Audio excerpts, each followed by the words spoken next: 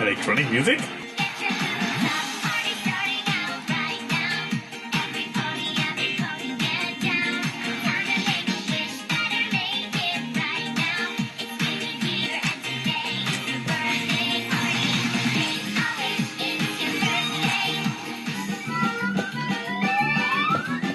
Well, that's a new ending tone. I already saw some kind of remixes on YouTube. I so have to check them out. So, Pinkie Pride. Guess I just call it the next key episode since everybody is calling it a key and what else. Yeah, Pinkie's key episode. Pretty much what you would expect. A Pinkie episode being very funny. Oh god, I totally forgot to make... I always have a piece of paper to make notes while I watch this episode, but I totally forgot about it because I was so immersed in the episode. I forgot about my notes. I have no notes. This will be even more random than my usually first impression videos. The idea of the face-off was a very interesting one because on the one hand it was a face-off, but on the other the cheese sandwich did not get antagonized actually.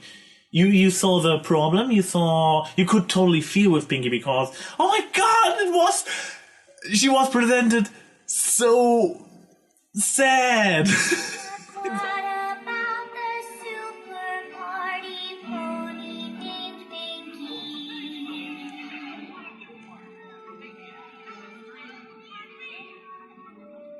Oh, come on, that's really sad. Not taken.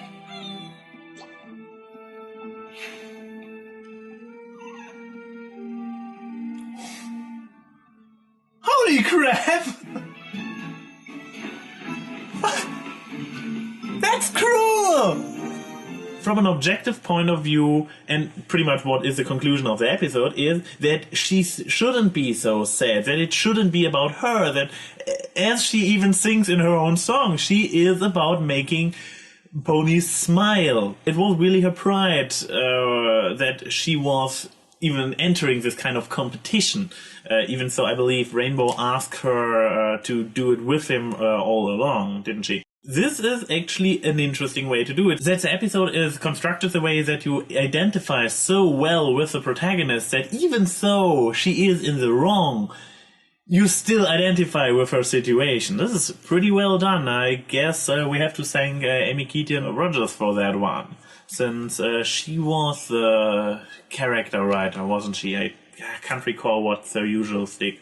Yeah, so an interesting idea of having a face-off, a rivalry, but because they both are all about fooling around and being funny and stuff, it never had a serious vibe. It never had this feeling that you are looking to ponies who really want to do, who really are against each other. No, they both live in this weird world, in this Pinkie world. I guess we can agree that it is the Pinkie world vision they both share, since Pinkie came first and literally inspired him to do his thing. Talking about cheesecake, I already heard that Weird Al Yankovic would be in this episode because spoilers. I was still mainly blind about this episode. I knew it was about Pinkie, and I expected it to be about the key, but I have to say that the first presentation of a rainbow shape with the tear dropping in the lake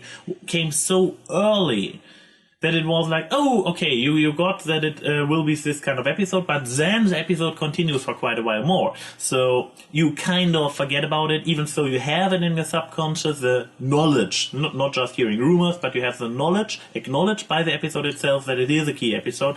So it doesn't feel spoilery when it turns out to be one in the end. I have to say, I kind of expected Cheese to explain that he is related to Pinkie Pie, because he even has a cheese sense, so... And it also would have been the bridge between him having this whole cowboy setup, Applejack, and having a cheese sense and being all about party and weirdness and everything, Pinkie. So he could have become, or maybe he will still become in the future, the missing link between the apples and Pinkie Pie. He was seen to start out in Manhattan, and if I recall correctly, Aunt and Uncle Orange live in Manhattan as well, so there is the family connection between Manhattan and the apples. And when the apples and Pinkie are related, we come full circle. So he still could be a relative of her. It would kind of add up. But on the other hand, for this episode, it was a good thing that it was not about being relatives, but again, about inspiration. This, I guess, the theme they are going for. The whole inspiring somebody else to live up to the element of harmony, and in return getting this present. By the way, a question, I'm not too familiar with Weird Al Yankovic in general. I know he exists, I know that he is pretty funny, I heard a few songs of him, so I have a feeling Cheese Sandwich is pretty much him playing himself, isn't he? I know that he has this poofy hair, that he is always wearing colorful shirts, so this was pretty much his persona right here and there. Music, I guess talking about this episode you cannot come around talking about music. As I stated in the past, I enjoy musicals a lot, I like musicals, I like music, and God, I love this episode! I just know. I haven't seen anything, I just know that there will be at least a handful of analysts who will complain about so much music that doesn't contribute to anything, but I don't care. I loved it. I really loved it. Okay, I kind of had this feeling like, okay, another song? But it was not an annoyance, it was just like, really? And I liked every single song. And oh my god, the part when Weird Al is singing the Smile song and she's like, and I was like, hey, that's her tune. And she's coming out and being like, hey, that's my tune. Cause I like to make you smile, yes I do. It fills my heart with sunshine all the while, yes it does. Cause all I really need is smile from these happy friends of mine. That's my song. Exactly. I have no idea what you're talking about. When you have a Pinkie episode, you need to have humor in it.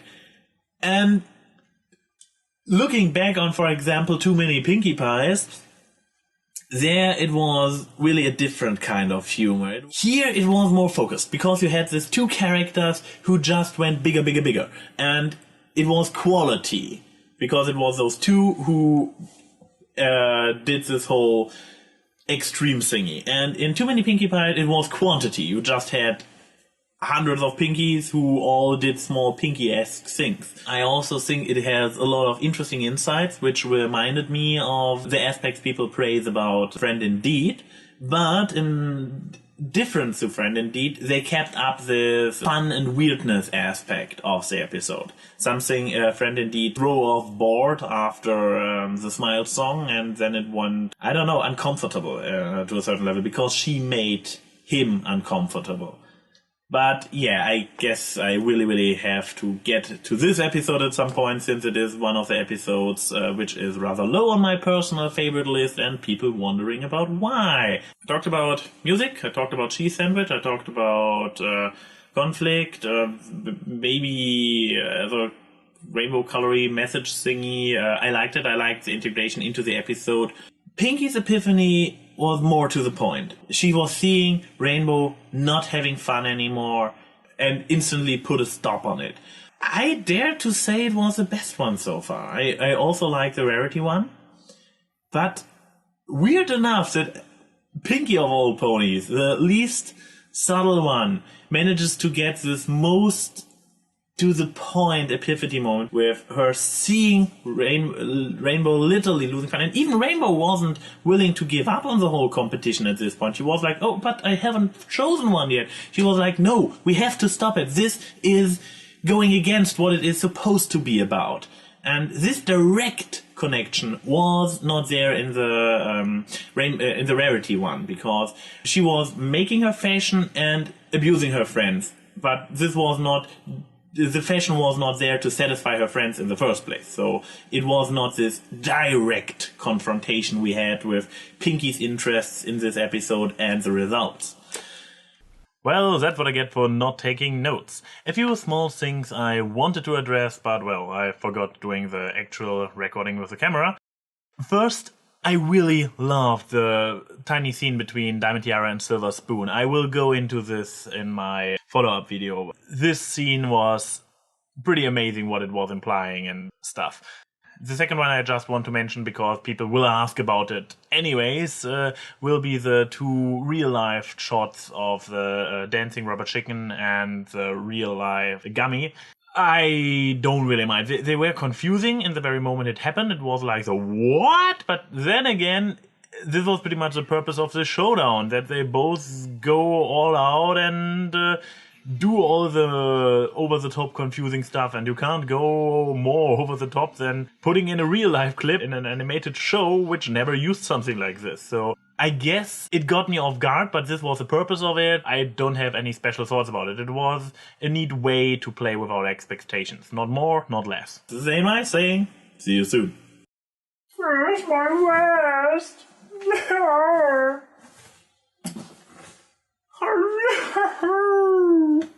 I know it's here.